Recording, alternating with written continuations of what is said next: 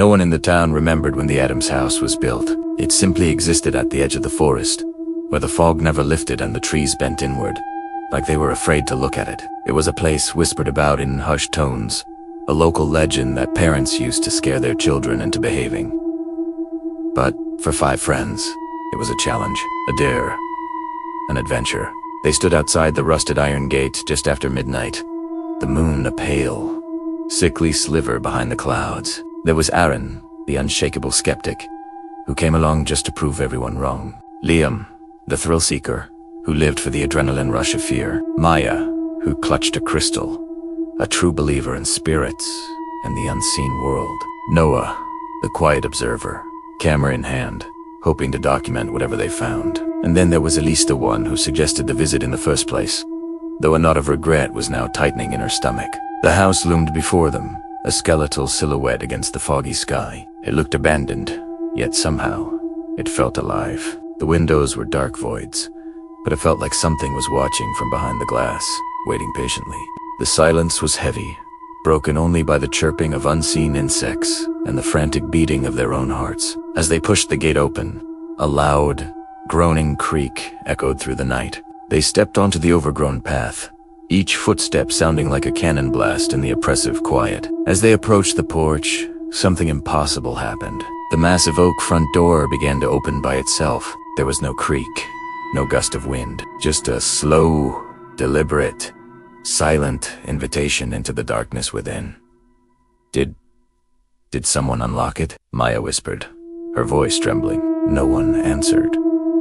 The question hung in the air, unanswered and terrifying. They exchanged nervous glances, a mix of fear and excitement flashing in their eyes. This was it, the point of no return. With a red, unspoken breath, they stepped over the threshold, one by one. The moment the last person was inside, the door slammed shut behind them with a deafening boom that vibrated through the floorboards. The air inside was cold, so sharp it felt like inhaling tiny needles of ice. They were plunged into near-total darkness, the only light a faint, ghostly glow filtering through the grime-caked windows. As their eyes adjusted, they saw they were in a long, cavernous hallway. It seemed to stretch on for an impossible distance, far longer than the house should have allowed. The walls were lined with faded, peeling wallpaper and dozens of family portraits in ornate, tarnished frames. That's when they noticed the eyes. Every single person and every single painting man, woman, and child had buttons sewn where their eyes should have been. Black, shiny, lifeless buttons that seemed to absorb the dim light. Their painted bodies were unnaturally thin, gaunt beyond starvation, as if their skin was just stretched over a bare frame of bones. And their mouths were all stitched into wide, grotesque smiles. The smiles weren't happy. They looked forced, painful, a permanent rictus of agony. A whisper, like the rustling of dry leaves, crawled down the hallway, seeming to come from the walls themselves. Welcome.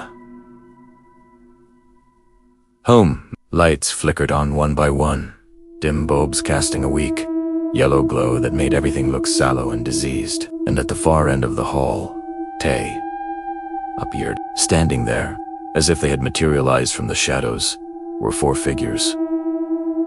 The Adams family. The father was tall and crooked, his spine bent at a sharp angle as if it had been shattered and then set incorrectly. The tattered suit he wore hung off his bony frame, clearly belonging to a much larger man. His button eyes, just like in the portraits, reflected the flickering light, unblinking and vacant. The mother stood beside him, her head tilted at an impossible neck-breaking angle. Her skin was stretched so tight across her skull that the dark veins underneath were clearly visible. She smiled that same stitched smile, though her pale lips trembled, as if the threads holding them together were about to snap. Next to her was the son. He was as thin as a shadow and twitched constantly, his head snapping from side to side in jerky, bird-like movements. With each twitch, the buttons in his eye sockets made a soft, unsettling clicking sound. But the daughter, she was the worst. She stood slightly in front of the others, a small, frail figure in a once white dress, now stained yellow and brown with age. In her arms, she clutched a doll that was a horrifying miniature of herself, complete with button eyes and a stitched-on smile. When she smiled, A faint, dry sound echoed in the hall, like thread being pulled taut through old, dry flesh. The father's voice was calm, a low, even tone that was somehow more terrifying than a scream. "You're late." Liam of the bravado let out a shaky, nervous laugh. "Okay, guys, this is some next-level horror setup. Actors, special effects, very impressive." The mother took a slow, deliberate step forward, her movements stiff and unnatural. Her voice was a soft, sorrowful whisper. "We died years ago, but the house wouldn't let us leave. Noah, his camera forgotten and hanging limply from his neck, finally found his voice, though it shook uncontrollably.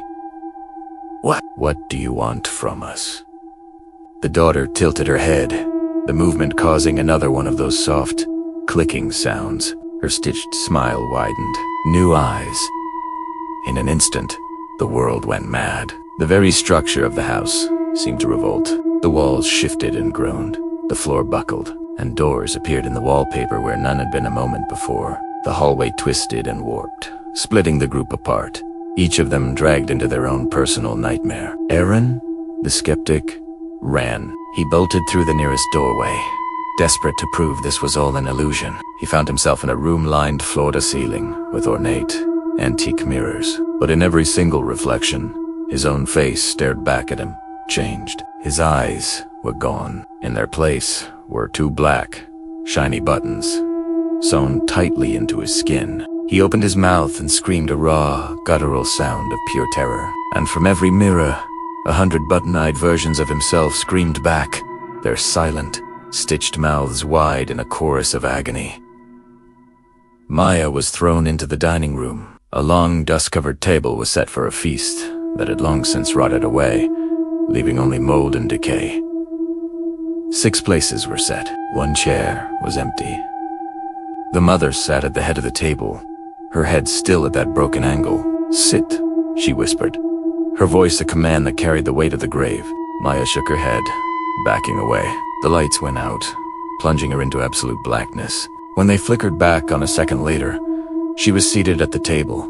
Thick, coarse thread was wrapped around her wrists, binding her to the chair. The mother leaned in close, her face inches from Maya's, the smell of dust and formaldehyde filling her senses. "Don't cry," she whispered soothingly. "Buttons don't rust."